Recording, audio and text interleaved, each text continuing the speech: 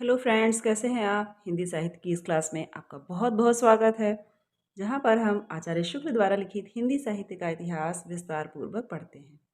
इस श्रृंखला में अब हमारा अध्ययन आधुनिक काल की नई काव्यधारा के अंतर्गत छायावाद तक पहुंच गया है और इससे पहले के सभी वीडियोस चैनल पर उपलब्ध हैं। अगर आपने नहीं देखे हैं तो जाकर देख सकते हैं और अपना अध्ययन कर सकते हैं। आइए देखते हैं आगे।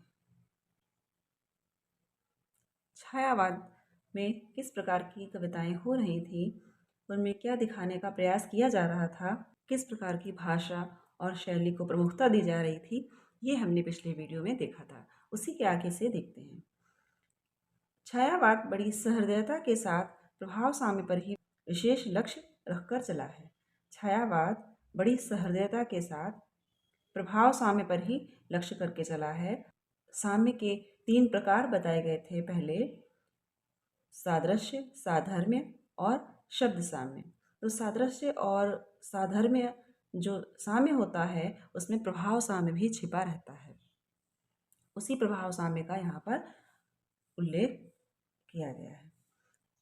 छायावाद अपनी कविता का प्रमुख लक्ष्य प्रभाव साम्य पर ही लेकर चला है और कहीं कहीं तो बाहरी सादृश्य या साधर्म्य अत्यंत अल्प या न रहने पर भी आभ्यंतर प्रभाव साम्य लेकर अप्रस्तुतों का सन्निवेश कर दिया जाता है और कहीं कहीं तो अप्रस्तुतों में बाहरी सादृश्य या असाधर्म्य अत्यंत अल्प, बहुत कम या न रहने पर भी जो प्रस्तुत के लिए अप्रस्तुत उपमान दिया जा रहा है उसमें यहाँ पर साम्य की बात हो रही है। तो कभी कभी ऐसा होता था कि उसमें सादृश्य और साधर्म्य साम्य नहीं है या बिल्कुल अल्प है। ऐसा होने पर भी आभ्यंतर प्रभाव साम्य लेकर अप्रस्तुत का सन्निवेश कर दिया जाता था, अर्थात अप्रस्तुत विधान रख दिया जाता था केवल आभ्यंतर प्रभाव साम्य को लेकर ही। ऐसे अप्रस्तुत अधिकतर उपलक्षण के रूप में या प्रतीकवत सिंबॉलिक होते हैं, जैसे सुख, आनंद, प्रफुल्लता, यौवन काल इत्यादि के स्थान पर उनके द्योतक, उषा, प्रभात, मधुकाल, प्रिया के स्थान पर मुकुल, प्रेमी के स्थान पर मधु, श्वेत या शुभ्र के स्थान पर कुंद, रजत, माधुर्य के स्थान पर मधु, दीप्ति या कांतिमान के स्थान पर स्वर्ण, विषाद या अवसाद के स्थान पर अंधकार, अंधेरी रात, संध्या की छाया, पतझड़, मानसिक आकुलता या क्षोभ के स्थान पर झंझा तूफान, भाव तरंग के लिए झंकार, भाव प्रवाह के लिए संगीत या मुरली का स्वर इत्यादि। आभ्यंतर प्रभाव साम्य के आधार पर लाक्षणिक और व्यंजनात्मक पद्धति का प्रगल्भ और प्रचुर विकास छायावाद की काव्य शैली की असली विशेषता है। छायावाद की काव्य शैली की असली विशेषता क्या है? वो है आभ्यंतर प्रभाव साम्य के आधार पर लाक्षणिक और व्यंजनात्मक पद्धति का प्रगल्भ और प्रचुर विकास। यही छायावाद की काव्य शैली की यहाँ पर ऐसे अप्रस्तुत अधिकतर प्रयोग किए गए हैं या काव्य में रखे गए हैं जिनको हम प्रतीक भी कह सकते हैं, सिंबल्स भी कह सकते हैं। जैसे सुख, आनंद, प्रफुल्लता, यौवन काल इत्यादि के स्थान पर उषा, प्रभात, मधुकाल, इस प्रकार के अप्रस्तुत विधान रखे गए हैं। जितने यहाँ पर आचार्य शुक्ल ने उदाहरण दिए हैं, इस प्रकार के उपमानों की अधिकता, इस प्रकार के अप्रस्तुतों की अधिकता छायावाद में रही है। हिंदी का काव्य परंपरा में अन्योक्ति पद्धति का प्रचार तो रहा है, पर लाक्षणिकता का एक प्रकार से अभाव ही रहा है। हिंदी काव्य परंपरा में अन्योक्ति पद्धति का प्रचार तो रहा है, अन्योक्ति के आधार पर तो रचनाएं हुई हैं, पर लाक्षणिकता का एक प्रकार से अभाव ही रहा है। हिंदी साहित्य परंपरा में लाक्षणिकता का अभाव ही रहा है। केवल कुछ रूढ़ लक्षणाएं मुहावरों के रूप में कहीं कहीं मिल जाती हैं। कुछ रूढ़ लक्षणाएं हैं जिनको हम मुहावरों के रूप में कहीं कहीं प्रयोग करते हैं, वे ही केवल मिलती हैं। इसके अतिरिक्त लक्षणाएं हिंदी काव्य परंपरा में बहुत कम मिलती हैं। ब्रजभाषा कवियों में लाक्षणिक साहस किसी ने दिखाया तो घनानंद ने। और ब्रजभाषा कवियों में लाक्षणिक साहस किसने दिखाया? लाक्षणिक पदावली हमें किसकी मिलती है? तो घनानंद की। इस तृतीय उत्थान में सबसे अधिक लाक्षणिक साहस पंत जी ने अपने पल्लव में दिखाया और तृतीय उत्थान अर्थात छायावाद में सबसे अधिक लाक्षणिक पदावली पंत जी की मिलती है, ऐसा आचार्य शुक्ल ने कहा है।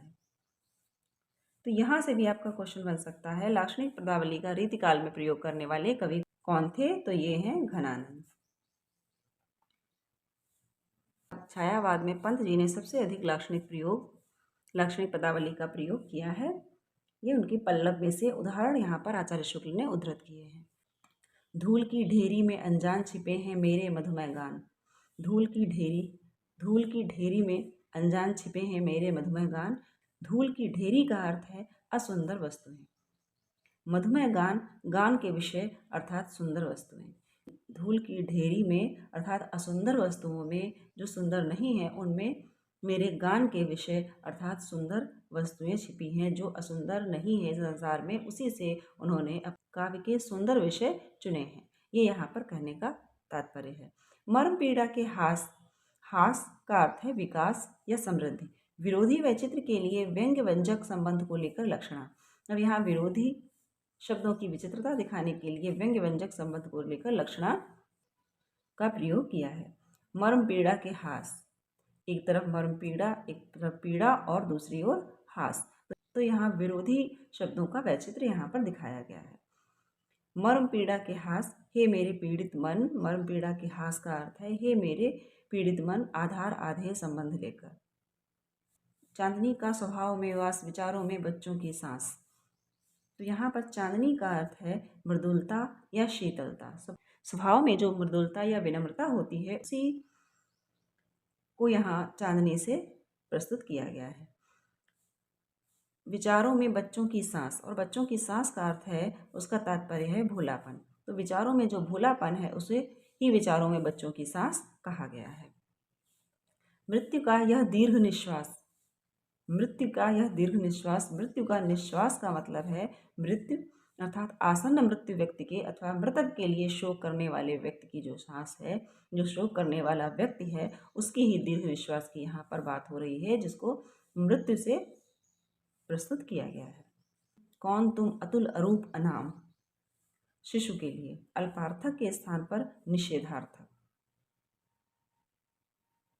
कौन तुम अतुल अरूप अनाम, यहाँ पर शिशु के लिए प्रयोग किया गया है, तो शिशु अतुल अरूप अनाम तो नहीं है, तो वहाँ पर इसका अल्प अर्थ यह है कि रूप और नाम शिशु का है परंतु ज्ञात नहीं है, उसकी कोई विशेष पहचान नहीं है। इसका मतलब ये नहीं कि वह है नहीं, परंतु यहाँ पर अल्पार्थक के स्थान पर बिल्कुल निषेधार्थक ही कर दिया गया है। इस प्रकार की लक्षणाओं का प्रयोग पंत जी ने किया है।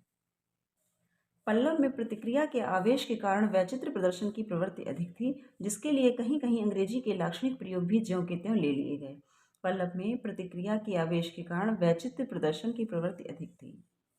विचित्रता प्रदर्शन करने की प्रवृत्ति पल्लव में अधिक थी प्रतिक्रिया के आवेश के कारण, जिसके लिए कहीं कहीं अंग्रेजी के लाक्षणिक प्रयोग, इसके लिए इन्होंने जो अंग्रेजी काव्य में लाक्षणिक प्रयोग किए गए थे वे भी ज्यों की त्यों अनुवाद करके रख लिए हैं। पर पीछे यह प्रवृत्ति घटती गई, फिर बाद की इनकी रचनाओं में इस प्रकार की प्रवृत्ति घटती गई। फिर इन्होंने स्वयं के ही लाक्षणिक प्रयोगों को अधिकता दी। इन्होंने अंग्रेजी के लाक्षणिक प्रयोगों को लेना धीरे धीरे कम कर दिया। प्रसाद की रचनाओं में शब्दों के लाक्षणिक वैचित्र की प्रवृत्ति उतनी नहीं रही है जितनी साम्य की दूरारूढ़ भावना की। प्रसाद की रचनाओं में लाक्षणिक वैचित्र की प्रवृत्ति नहीं उतनी है जितनी पंत में मिलती है। प्रसाद की रचनाओं में शब्दों के लाक्षणिक वैचित्र की प्रवृत्ति उतनी नहीं रही है जितनी साम्य की दूरारूढ़ भावना की। उनके उपलक्षण सिंबल्स सामान्य अनुभूति के मेल में होते थे। इनके जो सिंबल्स होते थे, जो ये प्रतीक लेते थे अपनी पदावली के लिए, वो उनकी अनुभूति के मेल के जैसे ही होते थे, उनकी अनुभूति से मेल खाते थे, उनकी भावनाओं से, उनकी अनुभूति से मेल खाते थे। इस प्रकार के सिंबल्स वो लेते थे। जैसे लहर का यहाँ पर उदाहरण आचार्य शुक्ल ने दिया है।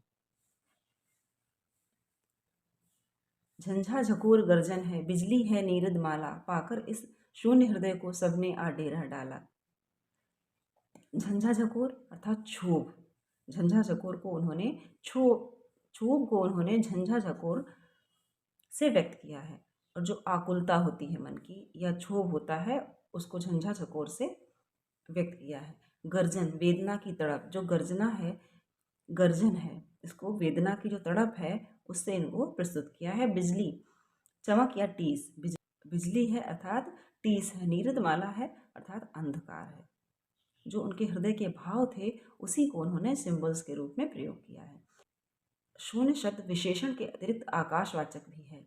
शून्य जहाँ विशेषण है वहाँ ये आकाशवाचक शब्द भी है, अर्थात आकाश को भी हम शून्य से व्यक्त कर सकते हैं। शून्य का शब्द का प्रयोग आकाश के लिए भी होता है, जिससे उक्ति में बहुत सुंदर समन्वय आ जाता है, जिससे इनकी जो उक्ति है इसमें बहुत ही सुंदर समन्वय हो गया है। पाकर इस शून्य हृदय को, अब इस शून्य हृदय में, शून्य हृदय अर्थात जो हृदय शून्य हो चुका है, खाली है, वहाँ पर इसका अर्थ है, और इन सब के लिए इसका अर्थ आकाश भी हो सकता है। इससे इनकी उक्ति जो है बहुत सुंदर हो गई है। पतझड़ था, झाड़ खड़े थे सूखे से फुलवारी में, किसलय दल कुसुम बिछाकर आए तुम इस क्यारी में। पतझड़ उदासी, पतझड़ था अर्थात उदासी थी, झाड़ खड़े थे सूखे से फुलवारी में, किसलय दल कुसुम, किसलय दल कुसुम अर्थात बसंत, सरसता और प्रफुल्लता, किसलय दल कुसुम बिछाकर अर्थात बसंत लेकर तुम इस क्यारी में आए, जो कि सूखी थी अर्थात मन उदासी से भरा था, और तुम्हारे आने से इसमें वसंत जैसी सुंदरता आ गई है। तो यहाँ किसलय दल कुसुम लेकर आने का मतलब है कि सरसता, प्रफुल्लता और खुशी।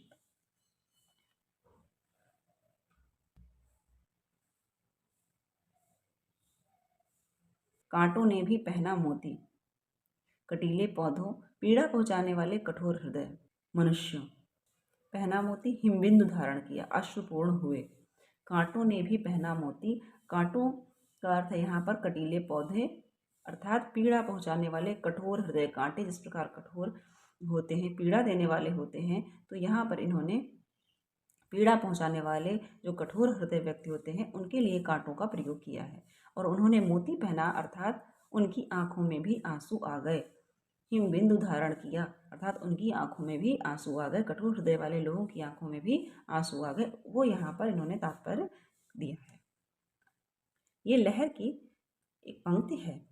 अप्रस्तुत किस प्रकार एक देशीय सूक्ष्म और धुंधले पर मर्म व्यंजक साम्य की धुंधला सा आधार लेकर खड़े किए जाते हैं, ये बात नीचे कुछ उदाहरणों से स्पष्ट हो जाएगी। अब मर्म व्यंजक साम्य का धुंधला सा आधार लेकर खड़े किए जाते हैं, ये यहाँ पर स्पष्ट किया है। उठ उठ री लघु लघु लोल लहर, करुणा सी नव अंगड़ाई सी, मलयानिल की परछाई सी, इस सूखे तट पर छहर छहर। लहर सरस कोमल भाव, लहर का यहाँ पर तात्पर्य है सरस और कोमल भाव। सूखा तट शुष्क जीवन, यहाँ पर सूखा तट इन्होंने कहा था, उद्धृत किया था। इस सूखे तट पर छहर छहर अर्थात लहर जो है, सरस कोमल भाव जो हैं वो इस शुष्क जीवन में आए, सूखे तट पर आए अर्थात शुष्क जीवन में आए। अप्रस्तुत या उपमान भी लाक्षणिक हैं, इनके अप्रस्तुत या उपमान भी लाक्षणिक ही हैं। गूढ़ कल्पना सी कवियों की अज्ञाता के विस्मय सी, ऋषियों के गंभीर हृदय सी, बच्चों के तुतले भय सी, ये छाया को इन्होंने कहा है। गूढ़ कल्पना सी कवियों की अज्ञाता के विस्मय सी, कवियों की गूढ़ कल्पना सी और अज्ञानी व्यक्ति को जिस प्रकार विस्मय होता है, ऋषियों का गंभीर हृदय होता है उस हृदय की सी, और बच्चों के तुतले भय सी, ये इस प्रकार के उपमान किसके लिए दिए हैं? ये दिए हैं छाया के लिए। गिरिवर के उर से उठ उठ कर उच्चाकांक्षाओं से तरवर है, झांक रहे नीरव नभ पर। उठे हुए पेड़ों का साम्य मनुष्य के हृदय की उन आकांक्षाओं से है। उठ उठ गिरिवर के उर से उठ उठ कर उच्च आकांक्षाओं से तरवर हैं। तरवर कैसे हैं? उच्च आकांक्षाओं से, मनुष्य की जो उच्च आकांक्षाएं हैं, बड़ी बड़ी आकांक्षाएं हैं, उस प्रकार के वृक्ष हैं जो लोक से परे जाती हैं झांक रहे नीरव नभ पर। जो कहाँ झांक रहे हैं? जाके नभ पर, अर्थात इतने बड़े हैं कि वे लोक से परे हो गए हैं। आकांक्षाएं इतनी अधिक बड़ी हैं कि लोक से परे की आकांक्षाएं हैं, इस प्रकार यहाँ पर इन्होंने व्यंजित किया है। वनमाला के गीतों सा निर्जन में बिखरा है मधुमास, वनमाला के गीतों सा निर्जन में बिखरा है मधुमास। तो ये थे प्रसाद के लाक्षणिक प्रयोग। छायावाद की रचनाएं गीतों के रूप में ही अधिकतर होती हैं, इससे उनमें अनुवृत्ति कम दिखाई पड़ती है। छायावादी रचनाएं अधिकतर गीतात्मक होती हैं, इससे उनमें अनुवृत्ति कम दिखाई पड़ती है। जो शब्दों का प्रयोग है, जो संज्ञा लिंग वचन कारक, उनमें जो एक रूपता है वो हमें गीतात्मक रचनाओं में कम दिखाई पड़ती है। जहाँ यह अन्विति होती है वहीं समूची रचना अन्योक्ति पद्धति पर की जाती है, और जहाँ इस प्रकार की अन्विति होती है वहाँ अर्थात जो मेल होता है, संबद्धता होती है पद्यों में, वहाँ पर रचना अन्योक्ति पद्धति पर की जाती है। इस प्रकार साम्य भावना का ही प्राचुर्य हम पाते हैं। इस प्रकार इसमें साम्य भाव का ही प्राचुर्य पाया जाता है। अन्विति कम मिलती है। ये साम्य भावना हमारे हृदय में प्रसार करने वाली, शेष सृष्टि के साथ मनुष्य के संबंध की धारणा बनाने वाली अपेक्षित मनोभूमि है। ये साम्य भावना क्या है? हमारे हृदय का प्रसार करने वाली है और शेष सृष्टि के साथ जो मनुष्य का गूढ़ संबंध है उसकी धारणा बनाने वाली है। अत्यंत अपेक्षित मनोभूमि है, इसमें संदेह नहीं।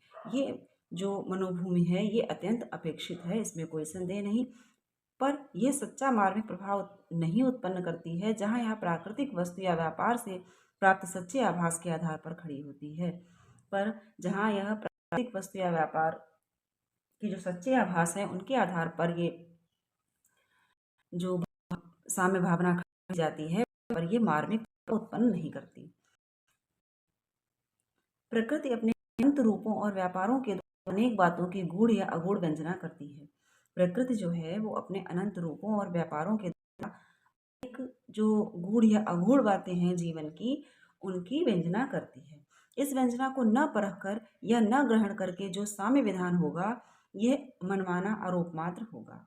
प्रकृति के स्वयं के जो रूप और व्यापार हैं वो किसी न किसी गूढ़ या अगूढ़ बात की व्यंजना करते हैं। अगर हम उसे नहीं समझेंगे और उसको समझ परख कर उसका प्रयोग नहीं करेंगे, उससे साम्य विधान नहीं करेंगे और अपने अनुसार अगर साम्य विधान करेंगे तो ये उस पर प्रकृति पर मनमाना आरोप ही होगा।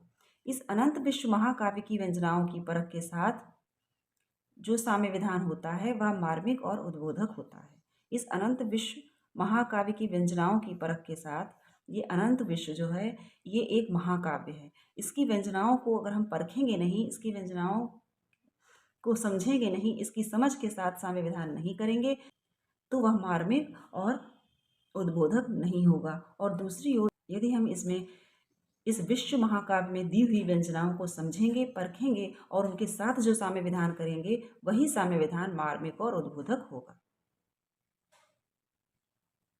जैसे यहाँ पर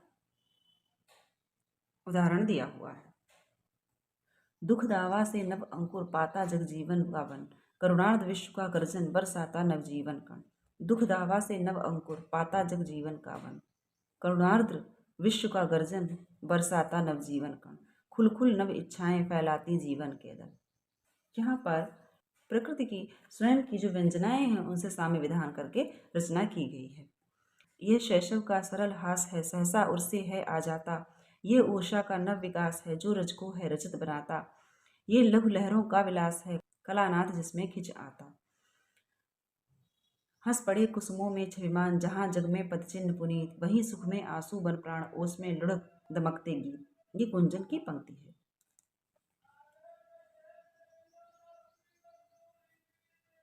मेरा अनुराग फैलने दो नभ के अभिनव कलरव में, जाकर सूने पन के तब में बनकिरन कभी आ जाना, अखिल की लघुता आई बन समय का सुंदर वातायन, देखने को अदृष्ट नर्तन।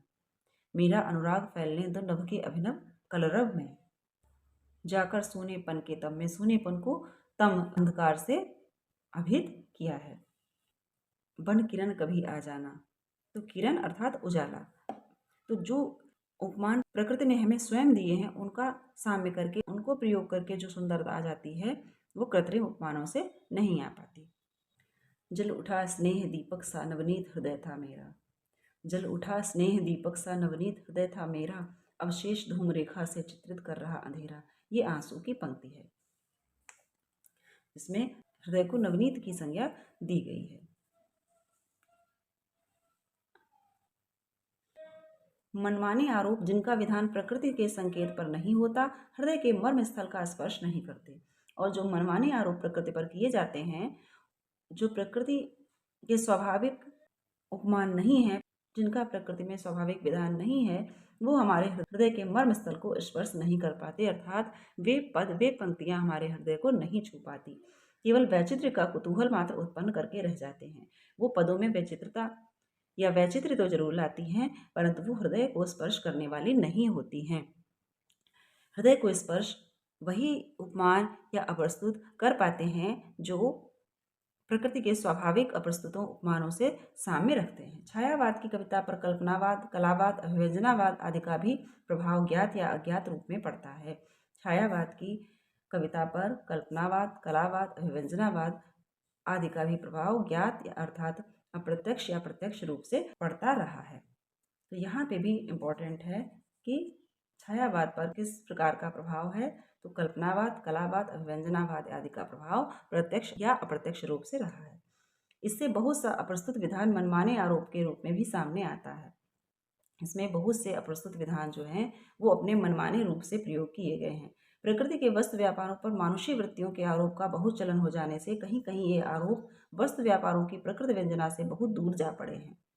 प्रकृति के वस्तु व्यापारों पर मानुषी वृत्तियों का आरोप जब कर दिया गया है और इस प्रकार का चलन जब बढ़ गया तो वस्तु व्यापारों की प्रकृति व्यंजना से जो स्वाभाविक व्यंजना वस्तु व्यापारों की होती है उससे ये बहुत दूर हो गए हैं। जैसे चांदनी के इस वर्णन में चांदनी का वर्णन इस प्रकार किया गया है।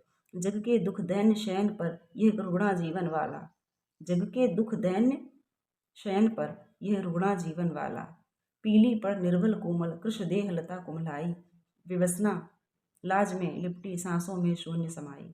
चांदनी अपने आप इस प्रकार की भावना में मन नहीं जगाती।